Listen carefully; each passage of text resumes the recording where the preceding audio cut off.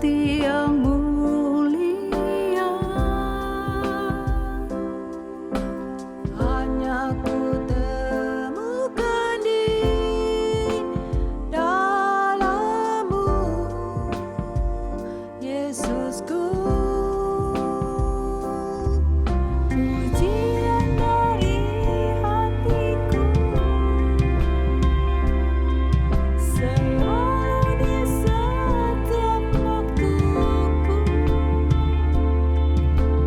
Tiada pernah berubah kasih-Ku.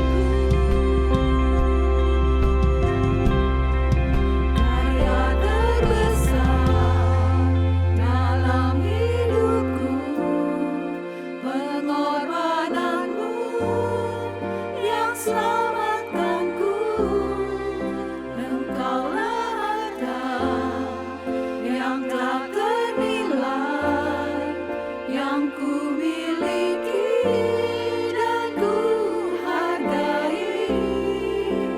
Yesus, Engkau ku kagumi.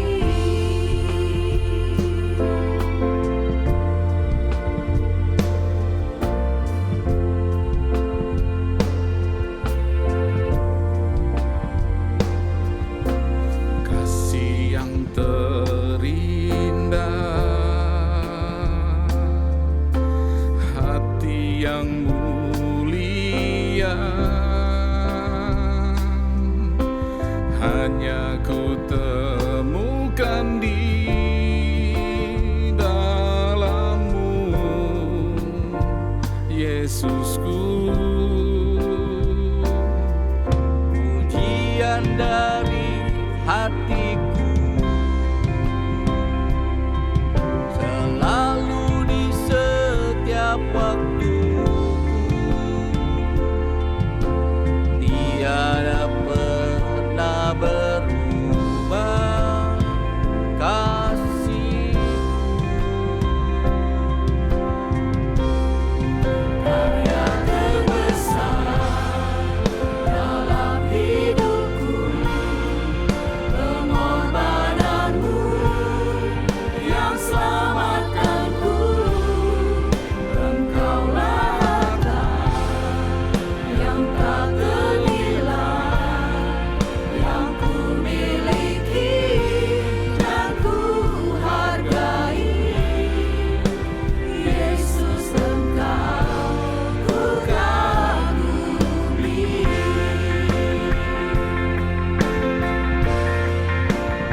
Karya terbesar dalam hidup kita adalah pengorbanan Yesus di kayu salib yang menyelamatkan kita semua.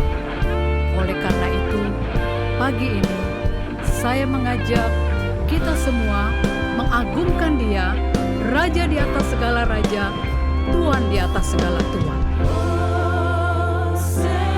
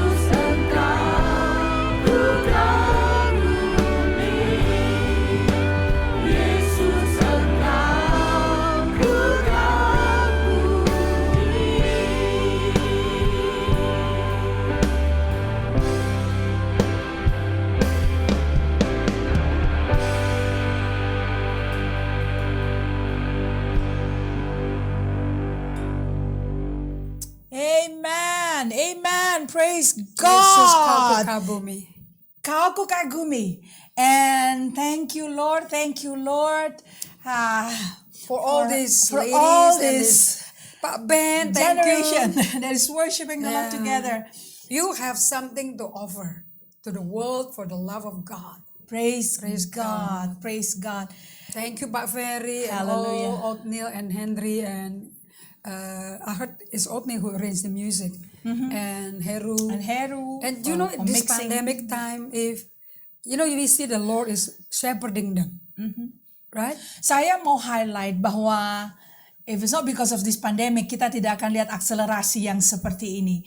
Bahwa across the generation now in AGC, kita memuji menyembah Tuhan bersama-sama. And for our friends that is watching online, apa yang barusan Anda saksikan dengan worshiping bersama-sama dengan kami, those are people from the My age. generasi emas kita. They are not part of the worship team because worship is our life. Dan karena itu they get together and kita bisa dan mereka menyanyikan pujian yang mempersiapkan hati kita pada pagi hari ini. Kita akan masuk dalam perjamuan kudus. Saudara-saudara, silahkan Anda mempersiapkan the elements di rumah Anda masing-masing, get together, dan kita akan siapkan hati kita. Kalau masih ada keluarga yang akan dikontak untuk bersama-sama joining, please take your time, dan kita akan bersama-sama pada pagi hari ini masuk di dalam perjamuan suci. Oke. Kita persiapkan semua. Everybody is preparing.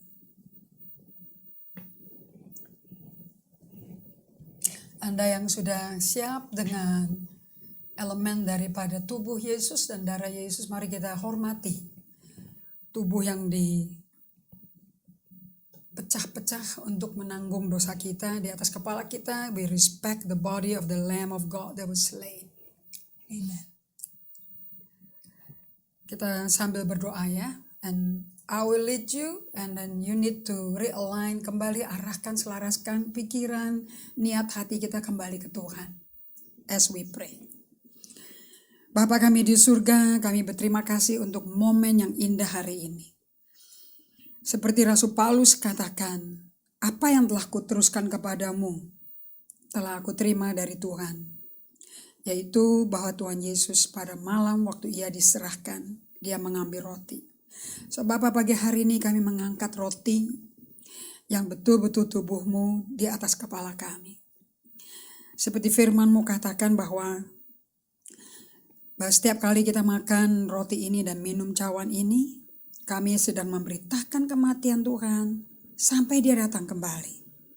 So pagi hari ini kami mau selaraskan hati dan pikiran kami bahwa ini betul-betul kami hormati sebagai tubuh Kristus. Karena barang siapa dengan cara tidak layak makan roti atau minum cawan Tuhan, dia berdosa terhadap tubuh dan darah Tuhan. Kami tidak mau ada dosa dilakukan pagi hari ini.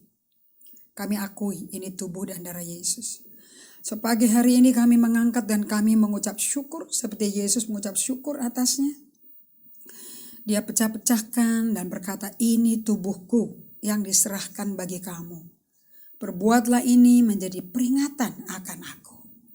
Semua yang mengingat apa yang Yesus kerjakan, alami dari Getsemani dalam perjalanan di Via Dolorosa menuju Bukit Golgota, dicambuk, dipaku, ditikam, dimahkotai duri. Anda tahu itu tubuh Yesus yang menanggung seluruh pemberontakan, sakit penyakit, kutuk nenek moyang. Sudah ditanggung di tengkorak kepala yang ditusuk mahkota duri, lambung yang ditusuk. Tubuh yang tercapik-capik, rupa pun kita nggak kenal dia manusia. Tapi tulah kitalah yang dia tanggung. Yang kita yang mengakui pengorbanan kasih yang tak terhingga itu. Dan mengakui ini tubuh Yesus, katakan amin. Amin. Mari kita makan bersama.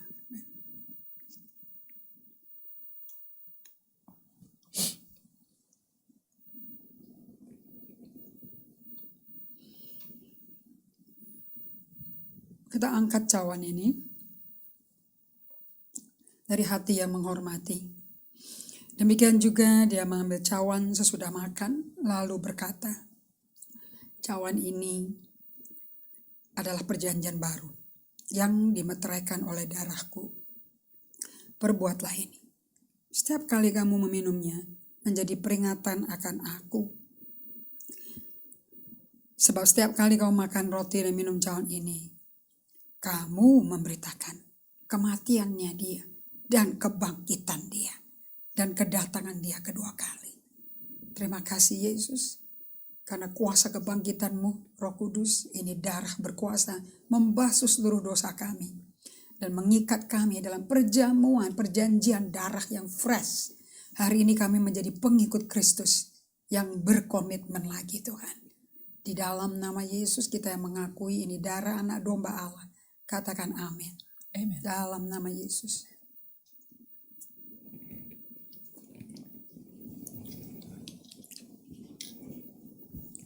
Thank you. Anda mengangkat tangan Anda dan ucap Bless you, syukur Father. pada Tuhan.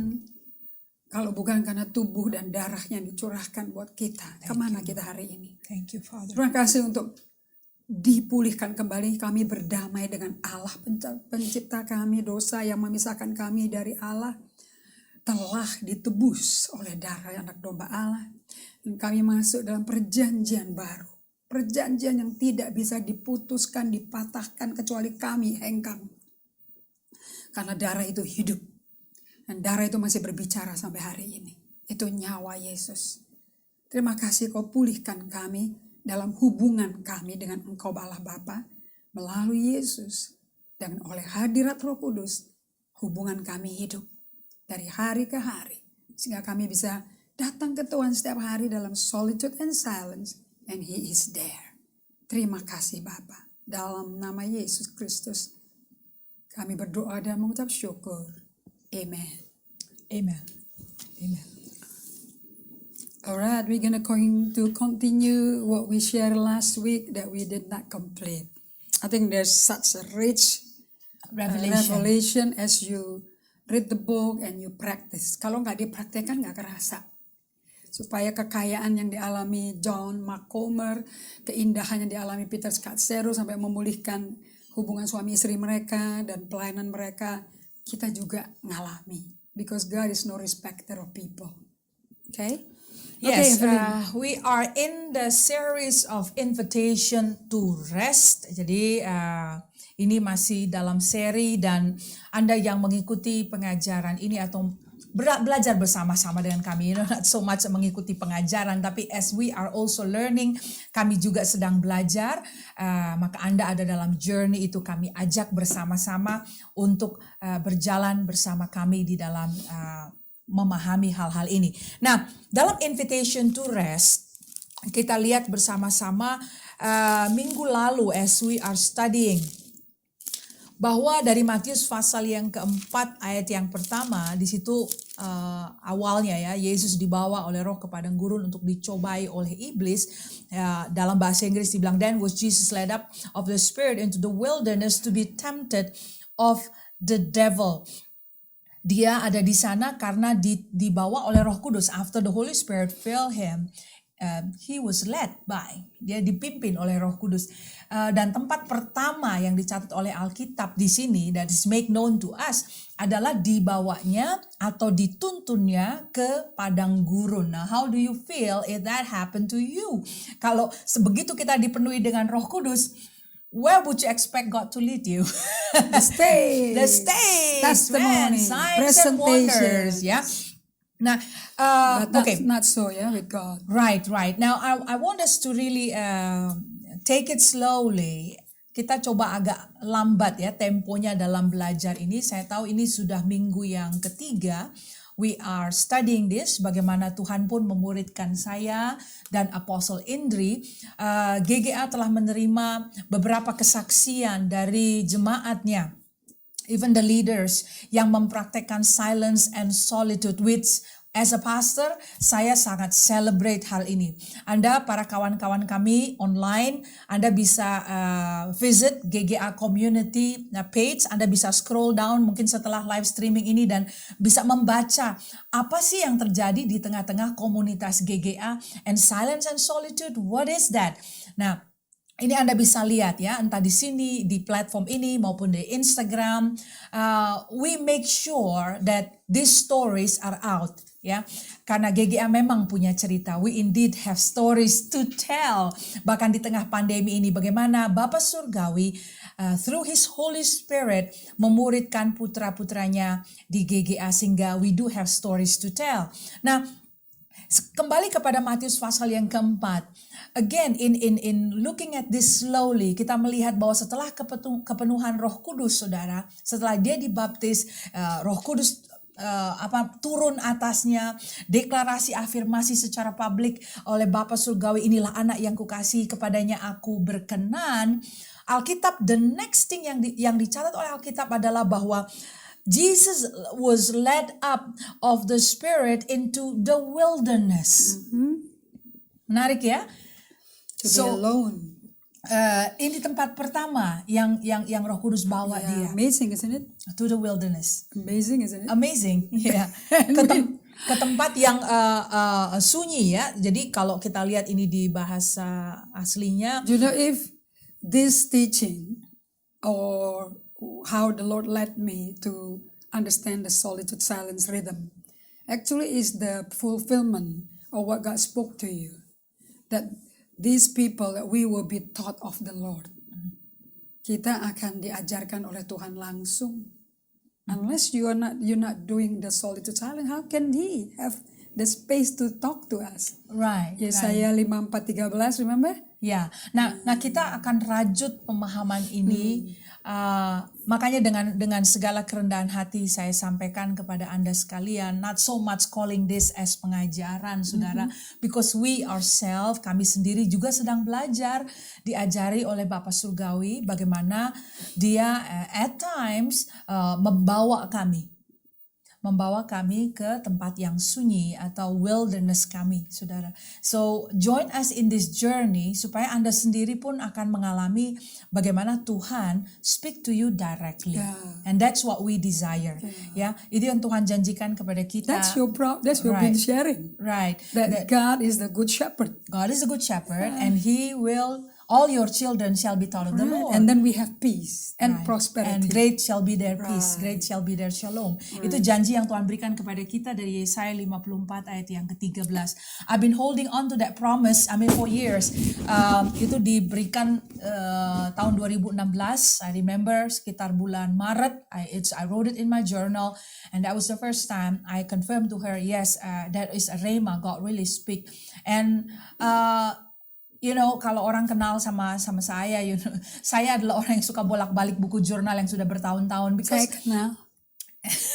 Karena kita begitu accustomed, kita begitu terbiasa mau sesuatu yang baru. Jadi telinga kita grow weary if we listen to the same thing over and over and over again. Kita jadi lelah, jadi capek sendiri kalau mesti mendengar sesuatu yang sama berulang-ulang.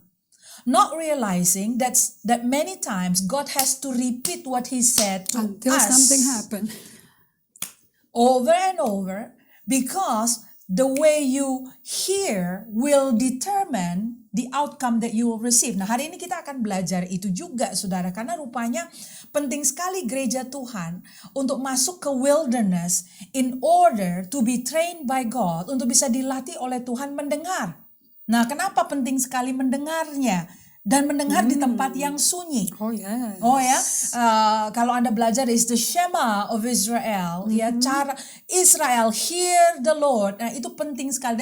That's the first thing yang Tuhan establish dengan umatnya, dengan bangsa Israel, dengan Anda dan saya, the ability to hear God. And that is modeled by Jesus. Right. Di padang gurun ini. Right. Jadi makanya kita berangkat bersama-sama dengan Yesus 2 minggu lalu saya jelaskan kepada Anda, when we approach the gospel, waktu kita buka Injil ya, Matius, Markus, Lukas, Yohanes, approach it the way you read an autobiography.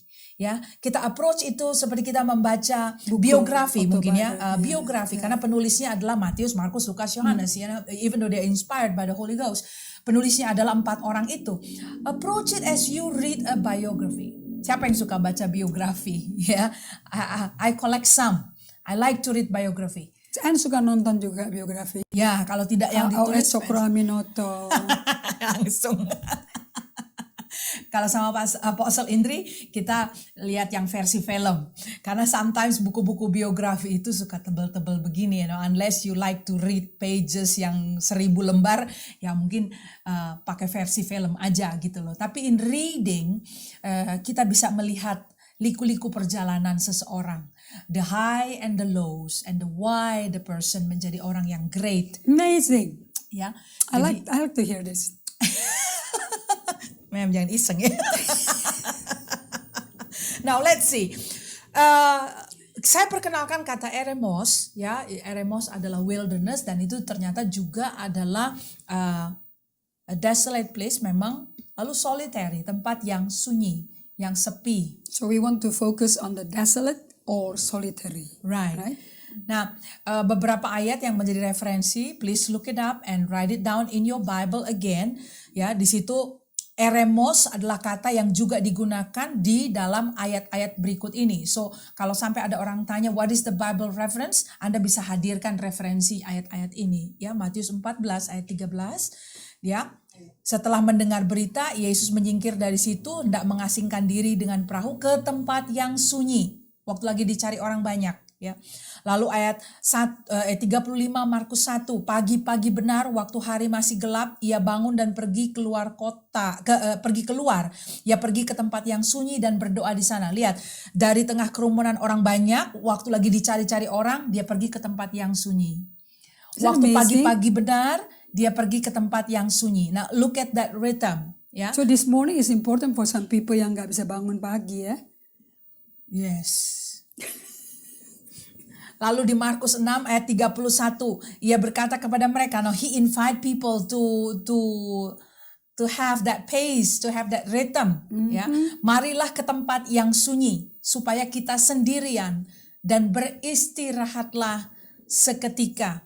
Sebab memang begitu banyaknya orang yang datang dan yang pergi sehingga makan pun mereka tidak sempat. So Jesus loves silence. Ya. Dia suka solitude. Solitude artinya pergi ke tempat sunyi. Ketika hari siang di Lukas pasal 4 ayat 42. Nah, tadi ada pagi, lalu di tengah orang banyak, dia ajak murid-muridnya menyendiri. Nah, sekarang siang hari. Ya, ini di Lukas 4 ayat 42. Ketika hari siang, Yesus berangkat dan pergi ke suatu tempat yang sunyi. Again, this is eremos. Tapi orang banyak mencari dia, lalu menemukannya dan berusaha menahan dia supaya jangan meninggalkan mereka. Jadi biarpun di tempat keramaian, there is always that pull in which Jesus said, no, I have to be alone. I have to go out. I have to go to this eremos. Aku harus pergi ke tempat yang sunyi. Looks like this is a discipline. This is a ritme hidup yang memang entah pagi, entah siang, entah lagi sore, sibuk, entah lagi dicari-cari orang, ya, entah lagi dielu-elukan orang. Ini adalah praktek yang non-negotiable dalam diri Yesus. Ayat 16 Lukas pasal 5, akan tetapi ia mengundurkan diri ke tempat-tempat yang sunyi dan berdoa. Nah, ini adalah sesuatu yang saya establish bersama Apostle Indri 2 minggu berturut-turut di dalam pembelajaran kita, saudara ya. So, now let's just see bahwa di dalam pergi ke tempat yang sunyi itu memang kita perlu menyediakan ruangan di dalam hidup kita untuk menyendiri dalam ketenangan agar kita bisa mendengarkan suara Tuhan. Nah, kalau ini adalah homeworknya dari 2 minggu lalu, seminggu lalu, my question as a pastor to you adalah, have you actually done it? Have you actually done it? Jemaat GGA, dan kawan-kawan online yang selalu menyaksikan siaran-siaran live streaming, have you actually done it? Have you actually go to your eremos, pergi ke tempat yang sunyi, just to be alone with God? Now that is a question that you need to ponder. Maybe I Because- can help them. It's easier to be surrounded by people. Lebih gampang berada di antara orang-orang daripada sendirian dengan Tuhan. Especially when you are a sanguine. Ya, itu sanguin satu lagi ya.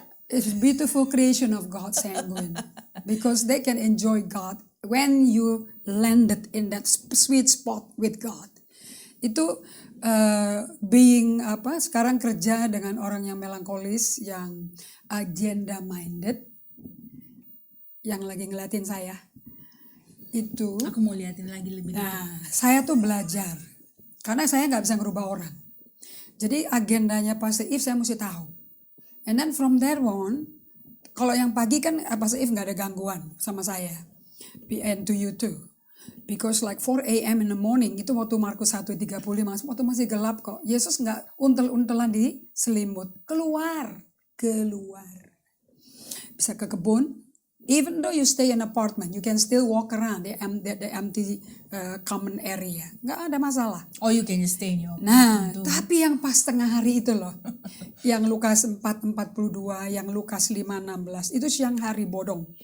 bolong. Di tengah-tengah kesibukan ya, di tengah-tengah kepingin ngopi, kepingin makan pizza, kepingin makan roti keju, minum susu kopi, lunch and all that temptation, karena ritmenya udah ke situ tuh. Would you dare to commit to yourself and to God? I need to be alone with God. And He doesn't ask for many hours. Dengan 5 menit, 10 menit, He's happy karena dia dijumpai. Nah, ini kita Kayak Pastor If itu jumpain saya, lagi ngapain? Gitu lah. And then send me a testimony, Instagram link and everything. Itu kita tuh mesti bisa slow down. Ya. Jadi saya mau ngomong ini, agenda tuh diatur. Kalau siang, agenda kerjaan masuk dulu, and selalu masukin di antara itu, time with God alone. So actually it's an appointment that you set. Like ya. Moedim. Mungkin saya perlu garis bawahi begini loh. Memang betul, saya adalah orang yang mengatur, menata kalender, and I don't like it kalau kalender yang sudah ditetapkan itu bergeser-geser. Why? Because I prepare myself untuk Hari to ini. be gini. Kalau saya bilang appointment jam 5 sore, then I make sure jam 5 sore itu when I actually meet the person, I'm fully present. Yang lain kegiatan udah nggak ada, ya saya menyediakan diri saya to be fully there dengan pikiran, perasaan, brain, all my senses hadir di jam 5 sore itu dengan orang yang kepada siapa saya sudah setuju bertemu. Which is why we make actually agenda. Agenda tuh dibuat tuh gitu, so you know pada jam berapa kau ada bersama dengan siapa. Nah, orang yang tidak terbiasa hidup dengan agenda, dia akan terpecah-pecah di dalam whatever concentration yang seharusnya dibutuhkan. Ya, jadi sudah bilang jam 5, tetapi jam 5 separuh jiwanya itu ada di tempat lain. Mungkin dibelah 2 atau dibelah 3 atau dibelah 5. Sehingga di hadapan orang yang katanya berjanji bertemu jam 5 sore, dia tidak sepenuhnya hadir. Nah, let's just establish this truth ya, bahwa a chunk of time memang perlu kita set apart sebagai our appointment time untuk bertemu dengan Tuhan. We actually need that gitu. Jadi ini nggak bisa sesuatu yang we leave it to chance aja deh. Ya nanti kalau ada lah. Nah ya Pak, kamu ada waktu nonton? Ada. Kapan? Ya ada lah gitu. Nggak bisa gitu loh. Jadi memang kamu ada waktu dengan Tuhan. Ada. Kapan? You know what I mean? It's like, do you have an appointment today? How is your schedule today? Do you have any appointments? Saya harus bisa buka agenda saya dan berkata, yeah, I have 5 appointments. Or I have 4 appointments. Jam segini sampai jam segini, jam segini. Memang ada gitu loh. And on that appointment, saya hadir di situ. Tapi ada berapa banyak kita yang just leave it to chance. Kalau dibilang, do you meet God today? Iya. When? Ada deh. Kapan? Ada. Jam berapa? Anybody live like that? Kalau kita orang kantoran kan nggak bisa begitu ya. Kamu ada appointment nggak? Ada. Mana appointmentnya? Jam berapa? Ya ada deh. Ada. Nanti ada. akan dikontak. Nanti ada rapat nih. Ada. Tapi belum tahu. Jam tepatnya. berapa rapatmu? Ya ada sih gitu. Lupa. Lupa. You know what I mean? Itu kan jadi nggak make sense ya. Untuk Anda yang ada di corporate world, Anda yang ada di marketplace, nggak ada kalau dibilang appointment. We are actually talk about a slot of time. So the same thing with God. Dengan Yesus kita belajar tadi there is that slot in the morning, ada slot di siang hari, ya ada. Jadi memang ada chunk of time yang memang dibuat dan disengaja diagendakan just to be with God. Dan saya nggak tahu dengan Anda, kalau saya nggak suka appointment dibatalkan atau ditukar-tukar, karena kalau udah janji ya udah janji, kecuali ada sesuatu aral melintang gitu ya, ada sesuatu yang For urgent. emergency beda. Emergency Itu beda gitu loh. Tetapi nggak bisa kalau kita sudah bilang oke, lalu batal. Kenapa? I don't feel like it. Ya ampun, itu kayaknya lame banget gitu ya. Ya, jadi artinya ya kalau udah janji ya fix aja, kecuali ada sesuatu yang urgent terjadi. Nah, the same thing when we make appointment with God, ya sungguh-sungguh kita Itu set. fulfill that appointment untuk ketemu I sama think dia. kalau saya bisa wrap up in one word ya, what is your priority? Dan you know in many of our activity ada jemaat suka kutip Matius 6 ayat 33. Seek first the kingdom of God. Cari dahulu kerajaan Allah dan kebenarannya, dan semuanya akan ditambahkan. Itu bisa jadi suatu klise karena Anda buka buku dan WPDA, tapi sekali aja sehari. Tapi kalau buat Yesus itu actually dia modus operandi dia. That's this way of life. Seek always. Kalau bahasa TPT-nya itu bagus sekali. You know, be constantly, be in the realm of the Father and doing His way. Then all the lesser important thing shall be added abundantly to you. You know, I mean that really spoke loud. Saya meditate tadi pagi dengerin sharing saya di Facebook kemarin, and when I close it, there is a cry from within me saying, I don't have enough of God. I want more of you, Lord. Nah, kalau stillness, solitude and silence create such new hunger, menciptakan kelaparan baru. There will be space in you who is calling for God, and that's what God wants, relationship. Right. You know, So keintiman. the first thing that we establish adalah bahwa ini perlu diagendakan. So after this streaming, I welcome you to take your agenda. Ambil buku agenda and actually plan your slot. Mungkin kalau memudahkan buku yang kita udah perkenalkan selama ini, Emotionally Healthy Spirituality dari Peter Scazzero, in chapter 7, 8, 9 ada caranya membuat waktu-waktu yang sudah dilakukan oleh Saint Benedictus untuk menjadi arahan aja, pegangan. Kalau orang-orang kayak sanguin gini butuh ngelihat jalurnya tuh kayak apa. Ya, itu bisa ada modelnya kalau Anda mau lihat ya. Jadi Anda nanti ada rule of life-nya, ya become your aturan hidup. Ya, that's a reference lah. That's a reference. I think it will help you because it's in the book. Yeah. Okay? If you have the book, you go get it. But Open it, because I know many of you already bought it. for sure, get your journal book.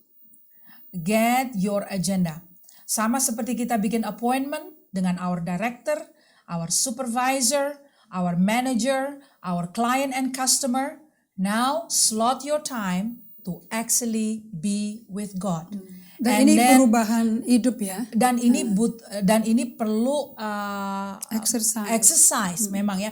I mean, udahlah, kita kalau terbiasa hormat sama appointment kita, this is appointment with God. Nah, let's establish that and lock it down. We need to practice it this week. Now, number 2, what happened when you are alone? Waktu Anda sudah set a time, terus gimana nih? Kadang-kadang there is this awkward silence, you know, kalau kita nggak biasa ketemu orangnya. Pernah nggak sih Anda ada di satu ruangan yang sama, duduk berdua dengan orang yang Anda hormati, tapi juga karena jarang komunikasi, Anda jadi awkward. Aduh, sebel banget kan lihat orang kayak begitu ya. Karena apa? Jadi salah tingkah. Duduk nggak benar, megang cangkirnya kayak apa ya, makannya kayak apa, lihat menu mau pesen apa, nanti kepalanya kepentok mungkin. Because you don't know how to, body gesture-nya mau kayak apa. Duduk Belum di kenal. hadapan orang yang Anda nggak betul-betul kenal. And that kind of awkward silence juga Anda akan alami when it is the first practice waktu Anda duduk bersama dengan Tuhan. Alkitab berkata begini, be still and know, recognize, understand that I am God. I will be exalted among the nation. I'll be exalted in the earth. Nah, di sini dikatakan be still and know. Saya beberapa kali mengulang ayat ini bahwa menjadi tenang, berdiam dan tahu itu adalah dua hal yang akan terjadi pada saat Anda mulai duduk dengan Tuhan. Pada saat Anda cukup tenang, there will be certain revelation knowledge. Akan ada pengetahuan-pengetahuan yang diwahyukan di tengah keheningan itu. So expect to get to know God in your silence. Anda perlu mengharapkan ini. You need to have faith to pursue it. You need to have that desire bahwa di dalam ketenangan itu ada hal-hal yang Tuhan akan wahyukan kepada Anda. Number 3. Just to follow the thinking supaya tidak terlalu kompleks untuk Anda memahami. Tadi yang pertama, slot the time. Jadwalkan itu. Yang kedua, Anda harapkan bahwa akan ada pengetahuan yang diwahyukan pada saat Anda sedang sendirian dengan Tuhan. Number 3, which we are going to see here further, adalah menjadi tenang atau berdiam. Nah, I pick it up from minggu lalu saya berkata bahwa ada yang namanya to be silent itu ada dua dimensi dari ketenangan. Yang pertama adalah ketenangan eksternal, ya, di mana kita bisa tune out all the sound and voices dari luar, tapi juga ada ketenangan yang internal. Nah, saya tinggalkan Anda minggu lalu di bagian ini. Karena rupanya di dalam diri kita ada kebisingan-kebisingan. It is easier to blame the devil on those external noise.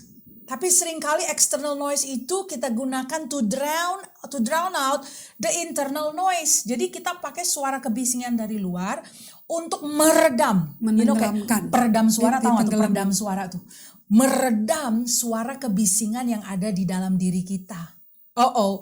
Nah, minggu lalu kita belajar. I'm gonna show this in full screen so that you can see it. Ya, kita akan lihat ini di full screen. Internal noise, it's in English, coba kita lihat. The mental chatter that never shuts up. Jadi ada orang yang bising di dalam jiwanya karena emang kayak ada orang ngobrol aja terus suaranya bising di dalam diri kita. Suara kayak apa sih? Running commentary in our heads on everything. Komentar-komentar. Kita jadi komentator untuk banyak hal dalam hidup kita. Apa aja dikomentarin. Saudara ngelihat orang juga dikomentarin. Nggak disuarakan sih. It's just inside. Ternyata ada banyak juga suara yang kayak begitu ya. The replying of a lousy conversation with a friend over and over again. Ngobrolnya sih di kantor, ngobrolnya sih waktu perjalanan pulang, ngobrolnya sih pada saat tadi lunch tuh sama anak-anak di kantin kantor. Tapi obrolan itu kemudian kita bawa pulang, and it stays with us, and kita replay itu berulang-ulang. Jadi kayak ada rerun gitu loh. Nah, minggu lalu saya bilang ada rerun yang kita keep recordnya. Jadi pita recordingnya itu kita keep di dalam our mental state lebih dari 10 tahun. Mungkin pembicaraan yang menyakitkan 10 tahun yang lalu, 15 tahun yang lalu, 20 tahun lalu bisa dikutip to a T. Ya emak gue tuh, mamiku tuh ngomongnya kayak gini loh. Bapakku ngomong kayak gini. And those words just still ringing. Masih bersuara sekarang. Kalau tanya kapan ngomongnya? 10 tahun yang lalu. Ya ampun saudara. Even library media. Kalau pitanya udah 10 tahun saudara tuh zaman analog itu sudah jamuran. Gak bisa lagi di play. Di kantor gereja kita aja kita mesti recycle old records. Tapi saudara ternyata ada orang-orang yang mampu menyimpan recording lama lebih dari 10 tahun. Lebih dari 20 tahun. Itu kayaknya kita biar udah pindah digital dia masih analog dan masih aja belum jamuran dan bisa di play. Hello, I'm speaking to you. Jadi rupanya ada kebisingan-kebisingan di dalam jiwa kita. Dan kalau kita tanya kenapa sih lu begitu? Iya soalnya dulu waktu zaman gue SD, dulu waktu gue zaman SMP, lah kamu orang sekarang umurnya berapa? Sudah umur 50 masih ingat kenangan dari zaman SMP dan SD, omongan-omongan orang when you were bullied by people. Ini bising saudara. Dan kita bawa recorder ini kayak kita lagi nenteng recorder gadget yang tidak berbentuk saudara, but it's in us. Kita bisa play kapan aja, kita tekan tombolnya dan dia play, suaranya langsung bising. Bahkan lebih bising dari musik heavy metal, lebih bising daripada musik konser seperti apa. It's really inside of us. Minggu lalu saya bilang ya, jangan salah, orang introvert kadang-kadang suaranya bisa lebih bising di dalam daripada orang extrovert. Saya sering tanya, are you fully present? Hadir benar-benar di sini enggak? Karena kadang-kadang orang tidak hadir. Kenapa enggak hadir? Kenapa enggak hadir? Kenapa tidak hadir? Not only that, kenapa tidak hadir? Karena ada recorder yang lagi dia dengar gitu loh. Jadi waktu dengar suara kita, we expect that people actually tune in and listen. Enggak, dia lagi sibuk play recorder dari dalam dirinya. Waktu itu bisa you know what I mean? bisa dijelaskan ya. Anda semua akan banyak suara-suara dari dalammu sendiri karena emosimu lagi tidak sehat. Oke, nah, kalau emosi kalian lagi tenang, bisa diarahkan hari itu. Tetapi apa yang disampaikan tadi memang gak gampang. Untuk datang ke tempat sunyi langsung berdiam, it doesn't happen automatically. It takes time, it's not easy. No. But I will encourage you. Karena Roh Kudus nolong kalian. Ini ada beberapa suara lain yang saya akan urai lagi nih, Mem. Maksudnya I will encourage you that you're not alone. Right, The Holy Spirit is with you. Jadi supaya Anda bisa deteksi suara-suara apa aja, kadang-kadang bukan dari luar, but it is inside. Jadi tadi kalau ada running commentary, lalu But that's interesting what you say loh. lousy conversation with a friend over and over again, itu di play terus. Kemudian juga fantasi-fantasi. Fantasi ini bukan hanya seksual. Some people bilang, enggak, gue gak mikir-mikir yang kayak begitu kok. Okay. But I think then you have what the about Indonesian one. fantasy of revenge? Ya, ini fantasi untuk balas dendam. Saya coba translate ini ke bahasa Indonesia to make it easier. But I like to see that English version. Karena memang ada fantasi dendam terhadap musuh pilihan kita. Mungkin ada berapa banyak orang yang menyakiti kita. But we pick and choose yang mana yang kita carry on terus. Hello. Ada banyak orang sakiti kita. And to some others, we can just forgive and forget. We choose to forget. Tapi ada yang we carry with us. Kita pilih kalimat-kalimat apa, kejadian-kejadian apa yang mereka lakukan. We can rehearse that over and over again. The words that they say. And then tidak hanya musuh pilihan, our choice of action. Our choice of action to revenge. We played over and over again. Udah kayak penulis skenario aja. Emang sih mungkin gak akan dilakukan. Tapi kalau aja ya. Kalau aja. You know what I mean? Nah ini adalah kebisingan. Belum lagi kalau kekhawatiran saudara. Ya tadi di bahasa Inggris saya kutip begini. Obsessing hypothetical. Ini adalah obsesi kita saudara untuk sesuatu yang hipotesa skenario, role playing of the future. Bagaimana kalau begini? Bagaimana kalau begitu? Nanti kalau gini gimana? Itu apa tuh namanya? Parno kali ya. Wow, I mean, I can just talk on and on, but you get what I mean. Berisik loh. So I can say that by doing this and Pastor Evelyn sharing ada external internal voice, kita kayaknya baru sadar loh kalau waktu solitude. Kayaknya sebelumnya nggak dianggap loh. Jalannya tiap hari. So by doing this, SS, you get to know who you are. Nah jadi memang dalam 2 bulan ini Apostle banyak bicara mengenai silent and solitude. But I am explaining to you to help you in order to get to that silent, untuk ada dalam ketenangan di eremos, di tempat yang sunyi. Look at all this hurdle yang Anda harus overcome. You will go through it. Jadi memang Anda pergi ke tempat yang sunyi, you turn off everything, supaya nggak ada noise, and you think like, okay, udah cukup sunyi nih. Udah dimatiin semua, ternyata yang makin kenceng suara dari dalam. Now how you gonna cope with that? So I encourage you again minggu ini, karena ada beberapa jemaat kita yang berkata menulis journal does help. Jadi all this internal chatter, ya, omongan-omongan kebisingan dari dalam tuh akhirnya dia And your feeling, your emotion. dia tangkep gitu, and dia tulis. Ya udah ditulis udah kelihatan, mau apain lagi, nggak bisa ngomong lagi kan gitu. Ya udah ada di atas kertas gitu. So jadi secara rutin dia berupaya praktis dan mengeluarkan suara-suara dari dalam itu supaya dia nggak muter-muter lagi kayak di dalam. Itu akhirnya dikeluarkan dan ditulis. So I encourage you 1 minggu ini try to practice that.